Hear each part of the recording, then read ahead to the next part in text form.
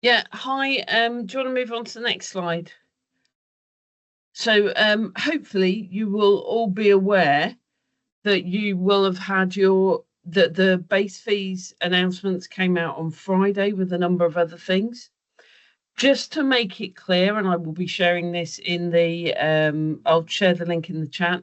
We've got a sorry, we've got a webinar on base fees, and I'll share the link how to register that on Thursday. So we won't be answering any questions on fees today. You'll also be aware that there is an RPS on RAM that has been published, and thanks to the 4 nation regulators for their support, including obviously Wales with a regulatory decision. We have published a statement regarding modulation policy and an interim PackUK strategy. And the reason that is interim is we hope to shortly announce the new CEO and CSO, who we want to give them the opportunity to take that strategy forward. We've also held our first RAM Technical Advisory Committee, and the new efficient and effective and behaviour change and comms technical groups are set up, and they will be having their first committee meetings shortly, and we will obviously be announcing those once we've been through all the relevant processes. If you want to see what PackUK is up to, the best bets are, as Joe mentioned, the Circular Economy newsletter, but also our website.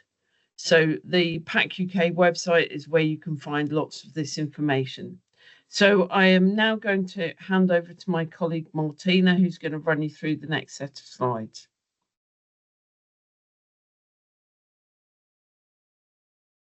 Thank you very much. Thank you very much, Margaret. Good afternoon, everyone. So I'm here to present on the 2025 base fees. So following the publication of 3 sets of illustrative base fees, PackUK has now released the base fees for 2025 on the 27th of June.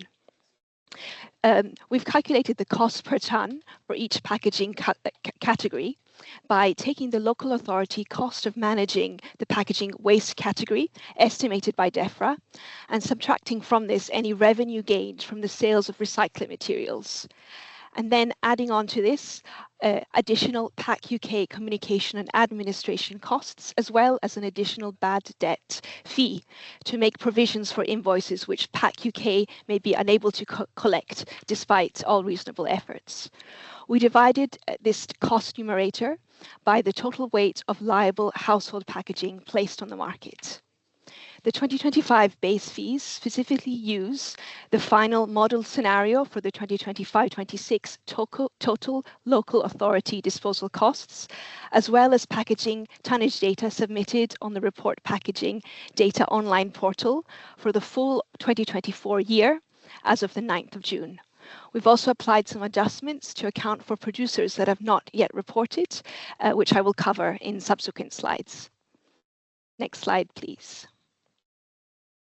So the confirmed 2025 base fees are presented on the left of the screen, and the fees differ across materials due to 2 main reasons. First of all, because waste management costs vary across materials.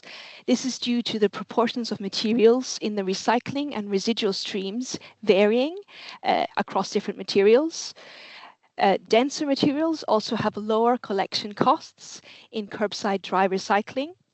And finally, revenues generated from the sale of recyclates are subtracted from the costs, as I mentioned before, and some materials have higher values for these recyclates than others, further influencing the differences in costs. Secondly, the tonnages of household packaging placed on the market differ across materials, further influencing the differences in material fees. These also may in turn differ from the packaging tonnages in the waste stream, which can be expected due to losses in the waste stream, changes in material property between packaging and waste, and also variation in the data sources that were used for packaging tonnages and packaging in the waste stream. Next slide, please.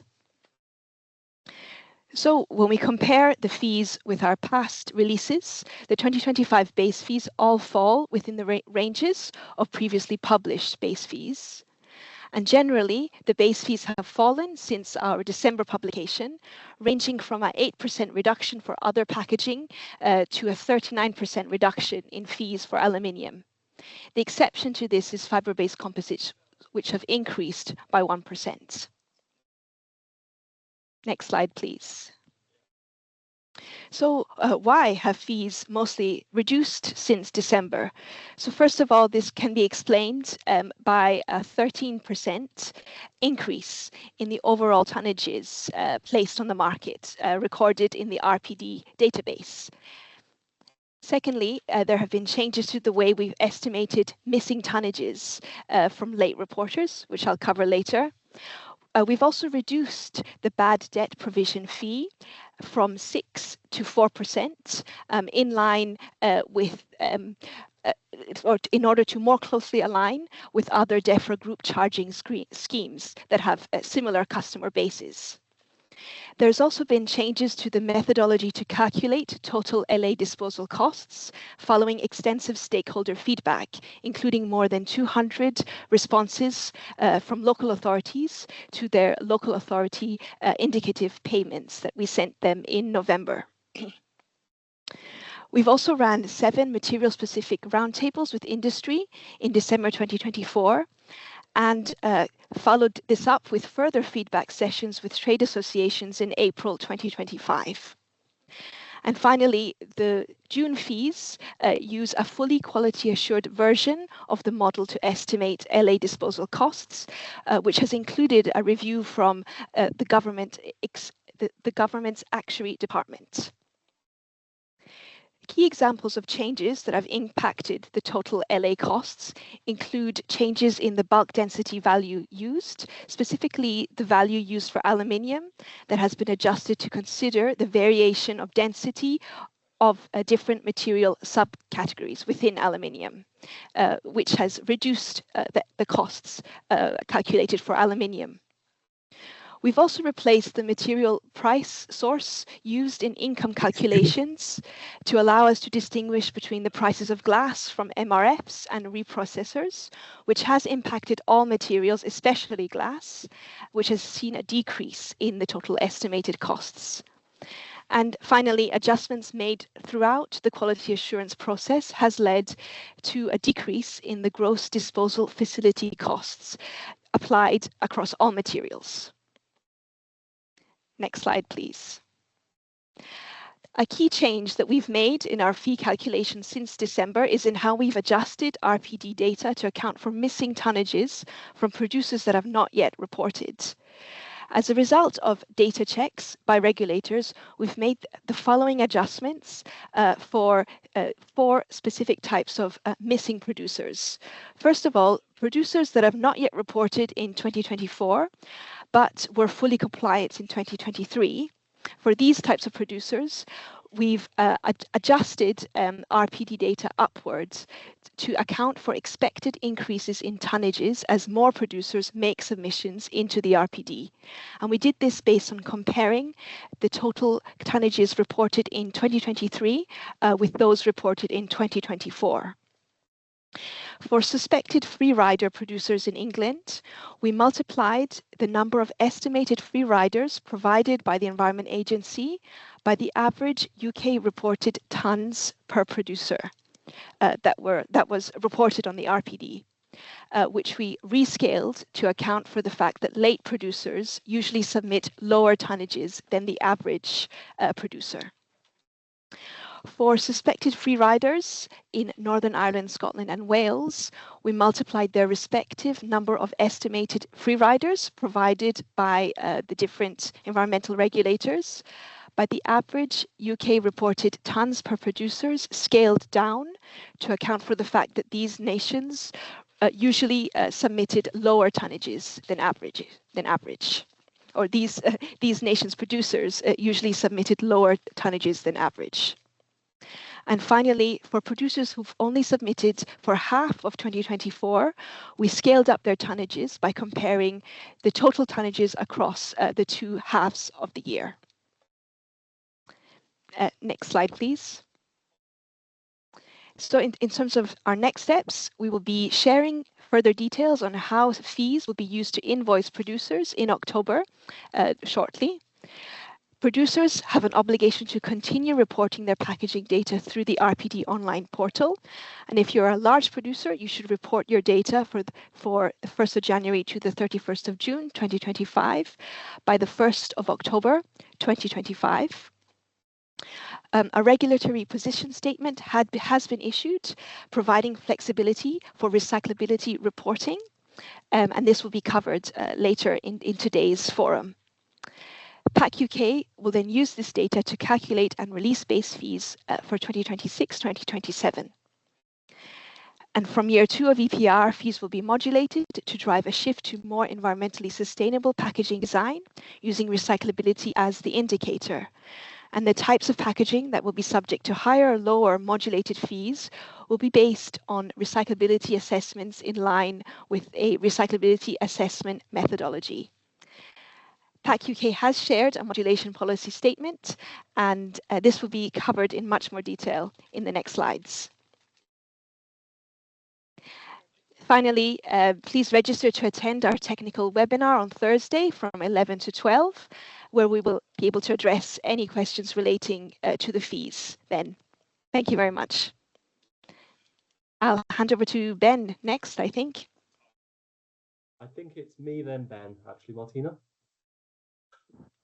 So thank you very much, Martina, for introducing modulation there. As Martina said, we published a modulation policy statement on the 27th of June.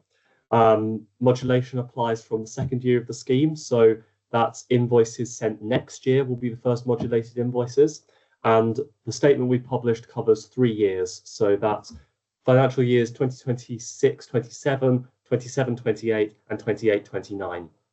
And we're hoping to give more advance notice of the 29, 30 onwards modulation policy when we get that far. The principle behind modulation is that it has to be revenue neutral. So what we've published in our modulation statement is the factors by which red fees will be increased over the base fees, and from that, an even percentage green discount will be calculated. So the red modulation factor is going to go up from 1.2 to 1.6 to 2. And that's going to sort of ease in modulation whilst also increasing discount over time for green materials. I think I've covered this bit. As an example here, we've got a red plastic, which next year is not going to be covered by simpler recycling yet, so isn't widely collected. And we see 1.2 times the base fee is, or an estimated base fee for 2026 is 508. By contrast, we've got a PET container, which we're, for the sake of this example, suggesting might be a 5% green discount. And so the same 423 goes down to 402. This is the equation that's used, which you don't have to completely understand, but it's all set out in the policy statement as well as explained in the text. And hopefully I've done a reasonable job of explaining it myself. Importantly, the discount's going to be the same across.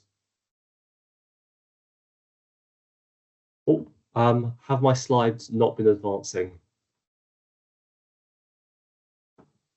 No. Jack, do you know which slide it is you might need to be on, and we can navigate to it? Sorry. I think I'm on slide 29. Does that look like the right one? One more, 30. Sorry. yeah, so importantly, the discount is going to be the same across all materials. All of the red sort of additional revenue pot comes together and is an even discount in percentage terms across all materials. And now I think I hand over to Ben. Yeah, thanks, Jack. Yeah, so just to sort of go on to the RAM regulatory position statement, which I'm sure you've all read by now, and the EA will address in their presentation. But basically, you know, the biggest feedback point we got on the modulation survey that I sent out a couple months ago, I think, was about you know, RAM compliance and like not enough time to comply with the RAM. So that's why, you know, we issued this regulatory position statement. It was a joint regulator position statement, but also we did a PackUK statement that kind of gave our position on you know, why we're doing this and how it will apply. But basically, you know, it will basically relax the first deadline for RAM submissions only. So, you know, if you want to, you can submit your only your packaging data without the RAM, like normal. Importantly, however, with the added requirement to report flexible and rigid plastic separately. And then essentially how we will calculate the fees is basically when this is all stated in the PackUK statement, but basically what you report under the RAM in H2 2025 submissions, which has a deadline in April 2026, will basically be used to calculate your modulated fees for the whole year, the whole 2026-2027 assessment year.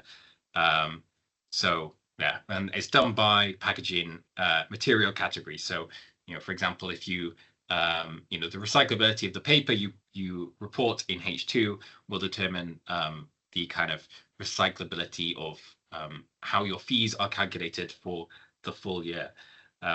So yeah, I'm happy to answer any questions on this. Next slide, please. So yeah, so this is just to kind of go over the feedback that in the survey that I submitted, I sent you 2 months ago. Again, this, you know, it got really strong responses, a really good number of responses. The kind of overwhelming kind of message was like, there's not enough time to comply with the RAM, and that's why, you know, we issued the RPS.